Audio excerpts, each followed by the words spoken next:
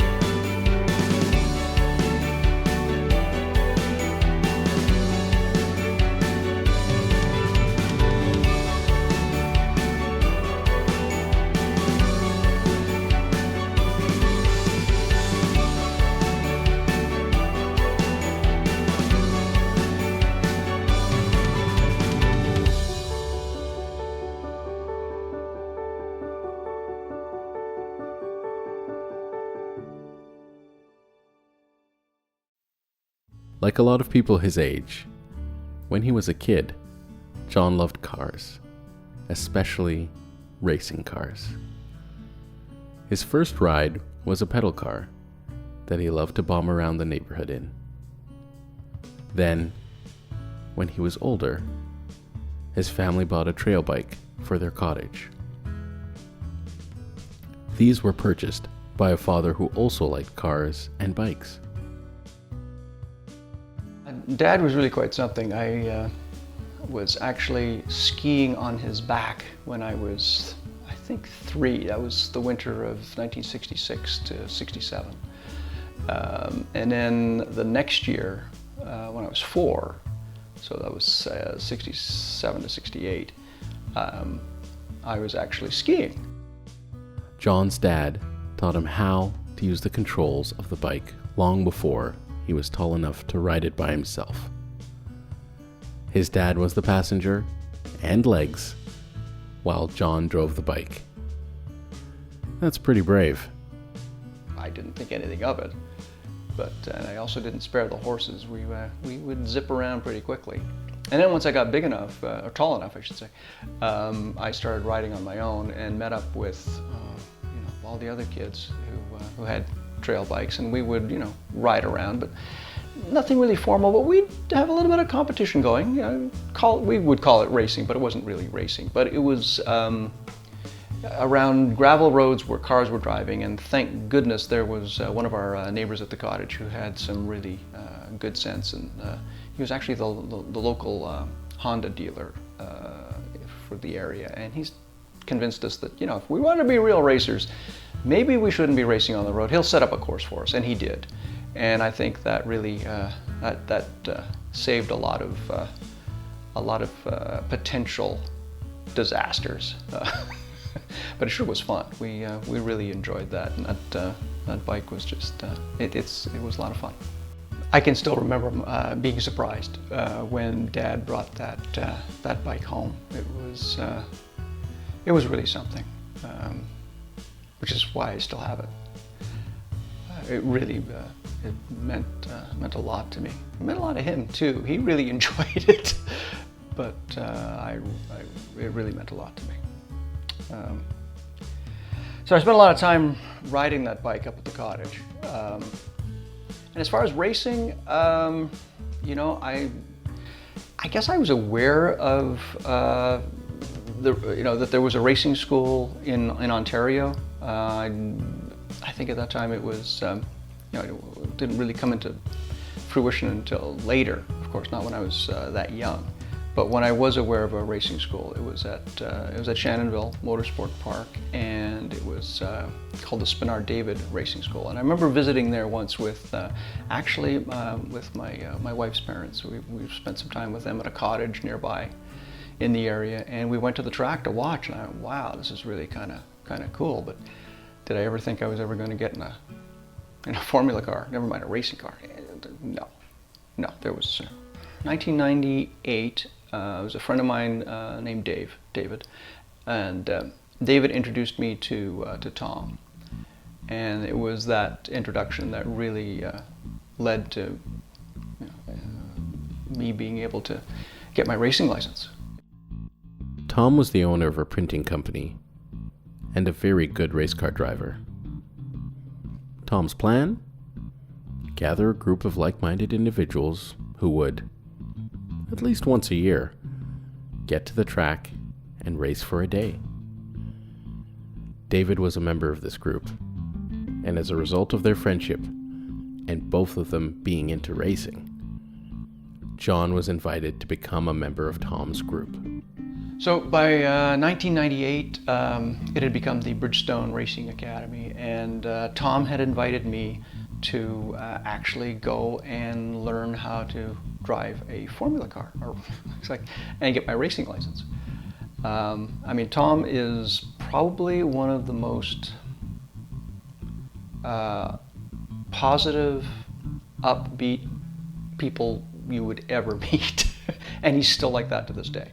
He's still really positive, great guy to be around, always fun, always a smile on his face, and so, he did all this, and it was at his expense. The instruction began in the classroom, but very quickly moved on to the track to put theory into action. During the school instruction, students drove the Nelson configuration of Shannonville, driving IROC Chevrolet Camaros and Firebird Trans Ams, which were decommissioned race cars that were used in racing series that was sponsored by Players and General Motors in Canada. For the in-car lapping portion of the school, an instructor would be seated in the passenger seat, teaching, commenting, and helping to apply the in-class lessons. For some perspective, from the right seat, Jeff McKegg, a former instructor at the school, explains. We had sedans, which were the Camaro IROCs, and we would work with the people in the cars, sometimes on the skid pad. Usually they were on their own on the skid pad. We would instruct from the outside. When we were on the track, we were in the car with them in the Bridgestone school, and then it was a 4-day school, in fact, for those. And the latter 2 days, you were in the Formula car. So we could, as instructors, be in the car with them for the first couple of days while they were building up their speed. We could learn the nuances of each of the drivers and what sort of things, when they got to a high pressure situation and the stress level went up, what then fell off. And we, by radio, or at least taking notes afterwards in the Formula cars, we knew what was happening, and we could easily instruct from the outside.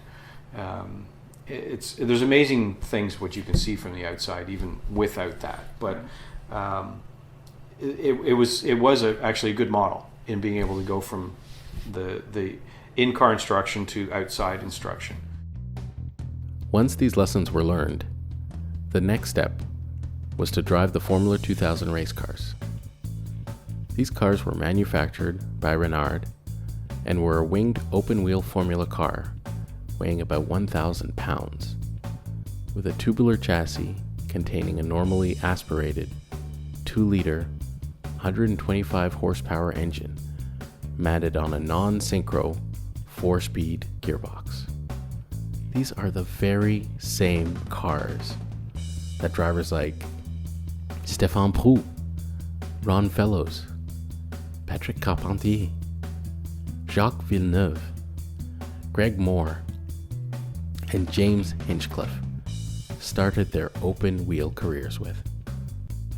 So we got to drive the Reynard Formula 2000 cars on the Nelson configuration as well. That was part of, that was like the last part. That was the, last part of the instruction. And those were real racing cars. I mean, my goodness, to get strapped into a Formula car for the very first time, it was a real, it was an eye-opening experience in, positively, and I don't want to say negatively, but you think like, holy cow, there's not much to these things. They're certainly not built for comfort. They're built to go fast within the confines of their formula. So, it was just, it was amazing. The real racing cars. Now, as a member of Tom's group, John was invited to his first lapping day in 1999. It took place at Shannonville on the Fabi configuration of the track. The only time my wife Tracy came out to the track, she came out and she was actually expecting our daughter at the time, and she was 8 months pregnant. Videotaping me going round in circles in a Formula car, and she actually got taken around in I guess it was I want to call it a decommissioned racing car herself, but yeah, she was 8 months pregnant at the time. Here is the track at speed from inside the pace car, being driven by Keith, the head instructor of the school at the time, as he describes the track to Tracy, John's wife, who is shooting this footage. Okay, yeah. So this is the Fabi track at Shannonville Motorsport Park. All the corners are done numerically. This is corner 1.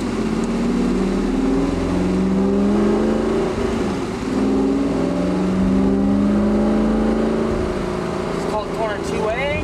Now we're coming up on a hairpin. It's called corner 2B. You have to brake really hard. Downshift.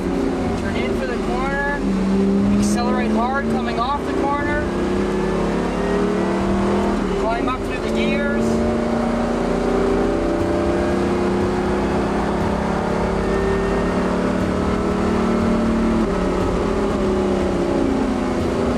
This is called 4A to double apex. You have to miss the first apex because the second one right here is more important. This is corner 5. Brake, turn in, hard on the throttle. As you unwind the steering wheel using all the track at the exit. This is corner 6. Very gradual turn-in process. Back on the power hard. Here's the apex. And here's the turn-in for corner 7. Brake, turn in, hard on the throttle, exit the corner, hard on the brake. In the Formula cars, this is the first gear corner, and this leads on into a long straight. Accelerate out of the corner. We're going to get up to about 150 kilometers an hour. In the Formula cars, you're getting up to about 160, 170 kilometers an hour. 150 right now, 55, just touched 160 kilometers, brake and downshift, turn in for the corner, tight to the apex, touch the brake, ease off of it, tip the apex, unwind the wheel, hard on the brakes, shift down the gear, off the brake, squeeze back on the throttle.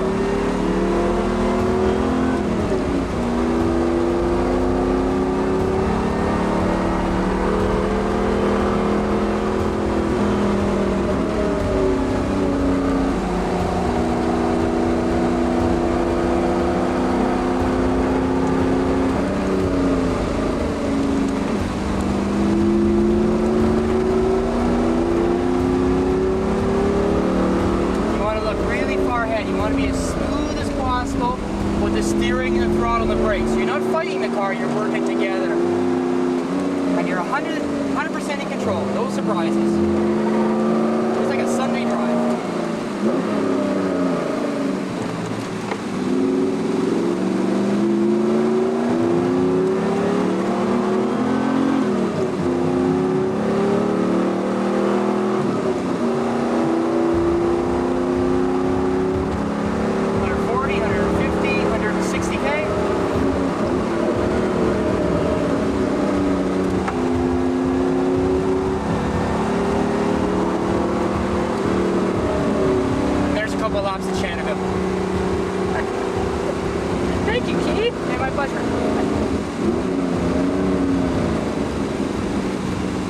do a nice cool-off lap now. It means we just drive a nice lap, nice and slow. We're going to be using the brakes kind of hot, so this helps the air flow over the brakes and the rotors. Just helps them cool them off a little bit before we bring it into pit lane.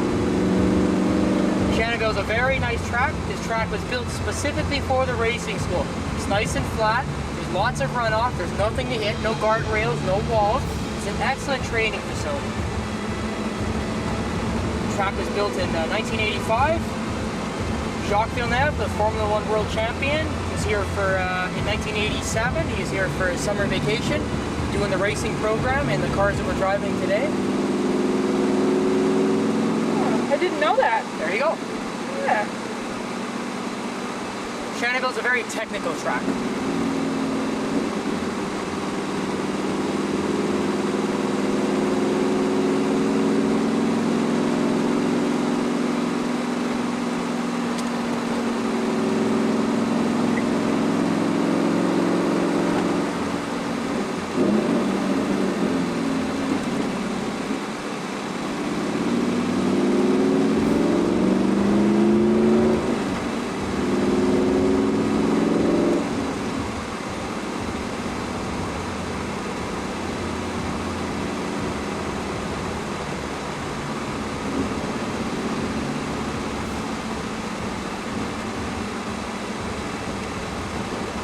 And these guys should be about ready to go. That's right. That's great. Well, thank you very much, Keith. That was really enjoyable. My pleasure. I'd never done this before, but it was, well, I was slow. I was the slowest guy in the group. But all the guys were just so great, really supportive, really accepting, and I was the slowest guy, but they didn't treat me any differently. There was, everybody was just trying to help me along, and it was just so much fun. I had to pinch myself. It was really kind of cool, really kind of cool. I never thought it would have been able to do this, but it was amazing. After all is said and done, the only tangible, physical item you bring home to show for your day at the track are your timing sheets. The file that I have here is, it's got every timing sheet from every lap that I ever did in a Formula car, which is really kind of neat. It's also, the stopwatch doesn't lie. So I was, I had my slow days, and that's okay though. It was great fun. This is very expensive paper.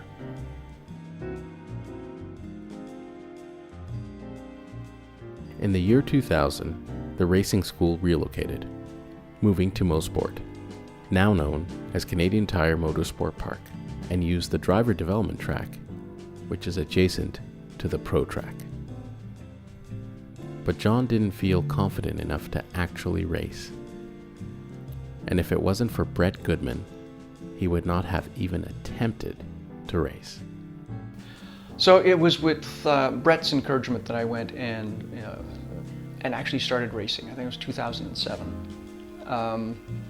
But when I say racing, it wasn't really like it wasn't any organized. It's not like a series or anything. It was just, I guess, the equivalent of like pickup basketball or pickup hockey. There were 8 or 9 of us that would get together and we would race.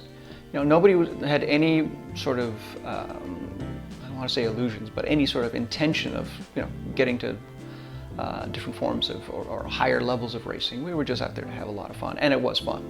But of course, that first race, I was, at the back, tail end Charlie, which was fine. I mean, I still remember the first start, and even though it was a rolling start, it's really quite something. And even every start was fun, but the first one you really don't know what to expect. Everybody was great though, and we went wheel to wheel. We didn't spare anything. Everyone did their best, and my best was to be at the back at that point. But John kept at it. The school was very good at helping everyone improve. The teaching staff would take notes during a lapping session or a race, and then give additional instructions to the drivers. With each subsequent year, John was getting faster. I spent my working life in the marketing and advertising industry, and one of my clients was actually the company that promoted the Toronto Indy race. And I was given a team player's driving suit as a gift from my client. And my client actually got this from Patrick Carpentier and had Patrick sign one shoulder and his teammate Alex Tagliani sign the other for me. And my client told me in no uncertain terms, this was a suit that I had to wear. And if I had done anything else but wear this suit, I'd be in trouble. So along with the suit, he said, you're going to need a helmet as well. He gave me a player's helmet. And I had no idea whose helmet it was until years later, I discovered that it was actually a helmet that was worn by Stéphane Prou. By 2010, the school had upgraded their Formula cars, a fleet of brand new Van Diemen Formula 2000 racing cars. These cars are fast and more dynamic than the Reynards and a blast to drive. The Van Diemen is a winged, open-wheel Formula car, weighing just less than 1,000 pounds, with a tubular chassis containing a normally aspirated 2.3-liter, 170 horsepower engine, matted to a sequential 5-speed gearbox. 0 to 60 in 4 seconds. 60 to 0 in 2.8 seconds. Driving and racing these new cars for the first time, John qualified at the back of the pack. I do remember that race. I had a respectable finish, actually, in part due to a pylon that sacrificed itself and basically bent up the wing of one of the competitors. So that allowed me to actually get fourth place, just off the podium. But I remember that. Yeah, so consistency and avoiding pylons. The next year, 2011, things just seemed to click. I helped them with coaching, our staff would help them. It looked like they plateaued a little while, and I tried to help them again. And then all of a sudden, and this was actually last summer, because John used to be like several seconds slower than me. All of a sudden last summer, he brings a timesheet. Well, we used to bug John saying we didn't have to use the timing system to time him, we'd use like an hourglass or a sundial. Now, being self-deprecating, he said, well, actually, you could use a calendar. Okay, thank you, John. But all of a sudden, he brought up a timesheet. He was very close to my times. And I said, no, come on. The timing system had a glitch. Your foot slipped off the breakers. But here's what was frustrating. Like, numerous days of trying to use our absolute best coaching experience. Been doing this 30 years. What can we do to help John over that hump and break through the barrier? Nothing. It's just a personal thing. All of a sudden, one day he felt comfortable doing what we suggested. I think part of John's epiphany, whether he admitted it or not, was raising his vision to look several car lengths farther down the track. Well, he does a fair bit to try and promote you to it, actually. From what I've Sorry, Steve? he does a fair bit to try and promote you to it, I think. Yeah, John's a sweet guy. Thank you. Hi, John. Hope you have better luck this session. However, on this race day, the weather was not ideal. Rain. Boy, that I remember. Rain. I had never driven a Formula car in the rain before that at all. Like lapping every lapping day and every race up to that point, we had perfect weather. This was the first time we didn't. And oh my gosh, I remember having a spin, early practice session, and I just was like so annoyed with myself. I just said, this isn't going to happen again. No more. no more spinning. That's it. You know, focus, pay attention. And wow. He then qualified third on the grid. At the halfway point in the race, John was passed and moved down to fourth place. So I was determined to get that place back. So I was right up his gearbox, followed as closely as I could in the wet, and on, I guess it was out of the double apex at that point, because it was the old driver development track, into turn 11, and he spun. And it was a good one. He really looped it. I went to the left, he went to the right, and it kept going. And all I could think was, you know, stall the car. So we had a local yellow, and then as I went to turn 12, to turn 1, and to 2, there was a full course yellow, and I thought, oh no, I hope nobody collided with his spinning car or anything, because there were some cars behind me at the time. So we're on a caution lap, and I went around and he had stalled it. Luckily nobody there was no collision or anything like that. So that was good news. But wow, fun.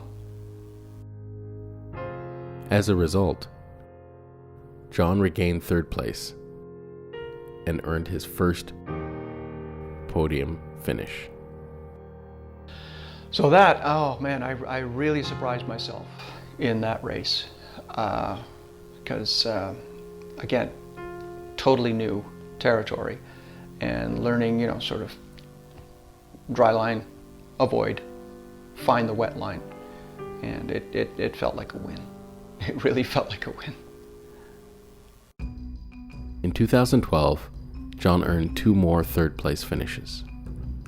2013, he participated in 2 lapping days and 4 races. The most track time John ever had up to this point. So yeah, by that time, you know, our grids were healthy. The racing was really, really good. You know, we had about 8 guys who would come out, and you know, oh my gosh, one race I remember, right off the start, I grabbed third place. And I thought, okay, this is, you know, just hold it. I'm happy. Here we go. And of course, the other 2 cars kind of took off.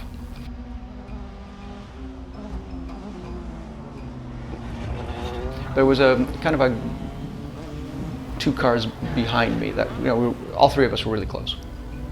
And I remember coming up into turn 12 of the old driver development track, and I went to downshift, and instead of selecting 1 gear, my car decided to select 2 gears. So my rear end locked up.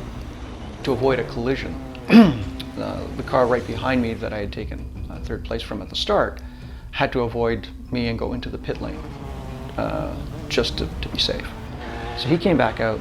After a couple of laps, he was right up my back again, which was fine. We were dicing. And then I thought, okay, you know what? That loss of time was, you know, because of me. So I let him by, take third place. I thought, if I'm faster, I'll get the place back. And then, you know, we had a lot of laps to go yet. I wasn't faster.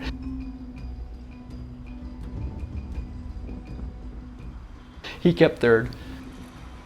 I ended up in fourth place. In 2014, things got even better.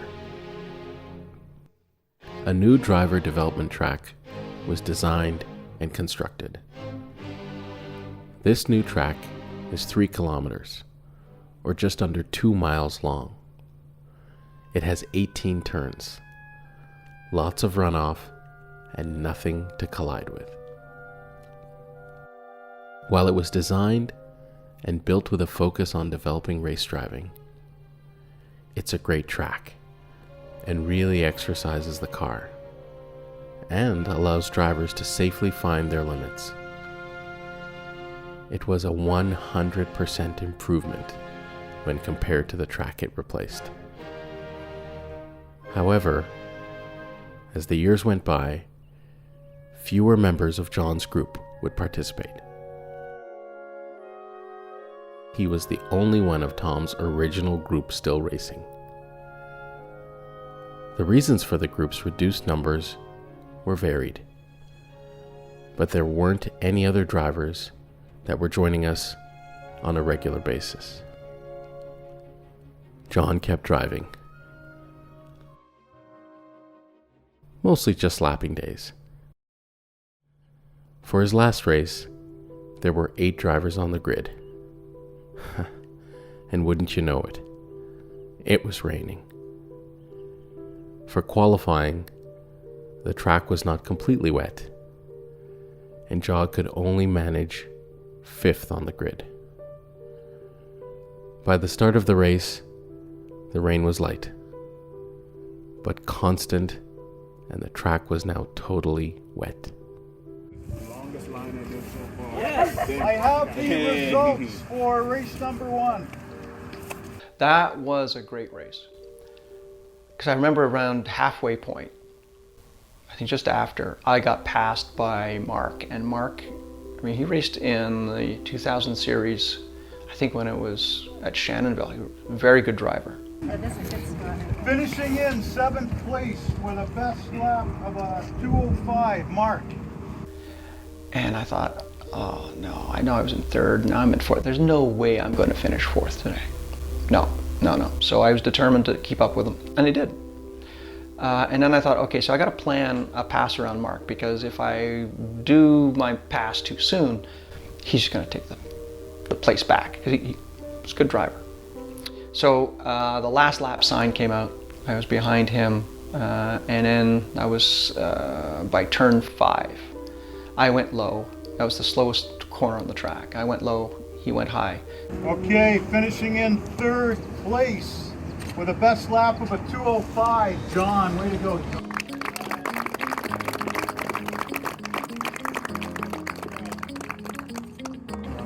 Nice suit. And all the way from Argentina, Losandro, 1st place with a 1:59. And Mark and I both got out of the cars, and we ran over to each other. We're like high-fiving and gave each other a nice hug. And I said, okay, did you let me by? And he went, no way. No, you took that. That was a great pass. Good for you. I said, oh, okay, thanks so much, man. And he said, but you know I was a lap down, right? I went, what? Yeah. No, I didn't. So if I didn't pass him, I still would have got the 3rd place. But that's okay. That's all right. Great race. That was a great race. He managed to pass 2 cars during the race. 3rd place.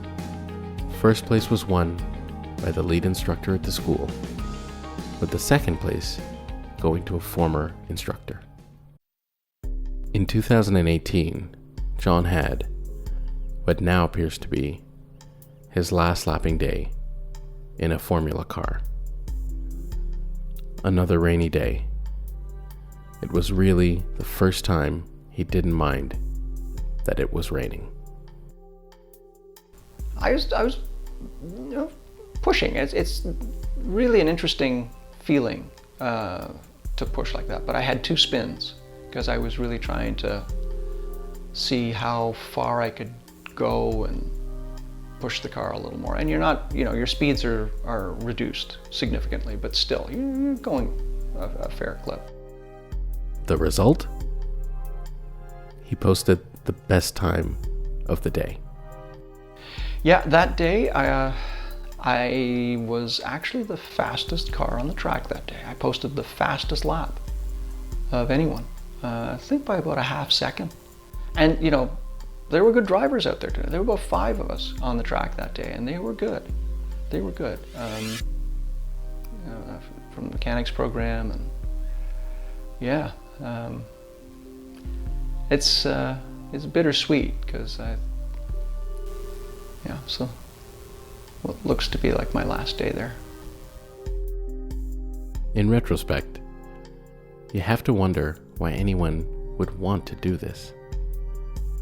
There were no trophies, no prize money to be won. There was no crowd cheering. In fact, no one watched who wasn't part of the event. And there is always a risk, regardless of all the precautions, that something can go sideways. So why do it?